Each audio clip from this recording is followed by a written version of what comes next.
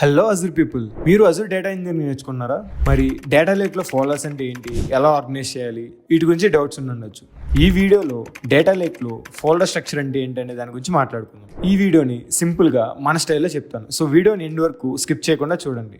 కొత్తగా ఎవరైనా ఛానల్ని విజిట్ చేస్తే ఛానల్ని సబ్స్క్రైబ్ చేసుకోండి. ఒకవేళ Azure data engineering full length course నేర్చుకోవాలనుకుంటే కింద కనిపిస్తున్న నెంబర్కి కాంటాక్ట్ అవ్వండి ఆర్ విజిట్ అవర్ వెబ్సైట్. ఇక స్టార్ట్ చేద్దామా? First of all, data lake అంటే ఏంటి? ఇది ఒక scalable storage system. Mostly big డేటాని స్టోర్ చేయడానికి యూజ్ చేస్తారు.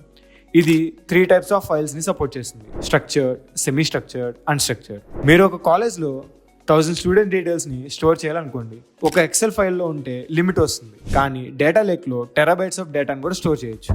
ఇది ఎందుకంత ఇంపార్టెంట్ అంటే, ఒకవేళ మీరు 1 TB డేటాని డేటా లేక్లో స్టోర్ చేస్తున్నారు అనుకోండి, అది ఫ్లాట్గా ఉంటే సెర్చ్ చేయడం, మేనేజ్ చేయడం కష్టమవుతుంది. అదే ఫోల్డర్ స్ట్రక్చర్ వల్ల easy navigation, fast data access, role based access control easy అవుతుంది. ఈజీ ETL ప్రాసెసింగ్ కూడా ఉంటుంది. ఎలా అంటే, మన ఫోన్లో ఫొటోస్ అన్ని సింగిల్ ఫోల్డర్స్లో ఉంటే సెర్చ్ చేయడం కష్టమవుతుంది. కానీ 2023, 24, ఈవెంట్స్, ఫ్యామిలీ అన్ని ఫోల్డర్స్లో ఉంటే చాలా ఈజీగా తీసుకోవచ్చు. Now let's look at one typical structure used in Azure data lake process. ఒకవేళ సోర్స్ డేటా అన్టచ్డ్ అయితే రాని యూజ్ చేస్తాం. క్లీన్డ్, ట్రాన్స్ఫార్మ్డ్ డేటా అయితే ప్రాసెస్డ్. ఫైనల్ అనలిటిక్స్కి రెడీగా డేటా ఉందంటే అది క్యూరేటెడ్. టెంపరీ ఫైల్స్ ఫర్ ప్రాసెసింగ్కి టెంప్, హిస్టారికల్ ఆర్ బ్యాకప్ డేటాకి ఆర్కైవ్. ఇక్కడ ఒక ఎగ్జాంపుల్ చూడొచ్చు. ఒక ఈకామర్స్ డేటా అది ఈ వేలో స్టోర్ చేసుకోవచ్చు. Next, partitioning strategy. ఫోల్డర్స్ పైకి పార్టీషనింగ్ కూడా ఇంపార్టెంట్. మోస్ట్ కామన్గా పార్టీషనింగ్ చేసే స్ట్రాటజీ ఏంటంటే డేట్, రీజియన్, ప్రోడక్ట్, డిపార్ట్మెంట్. ఇక్కడ ఎగ్జాంపుల్ కూడా చూడొచ్చు. దీనివల్ల బెనిఫిట్ ఏంటంటే క్వైరీ పర్ఫార్మెన్స్ ఇంప్రూవ్ అవుతుంది.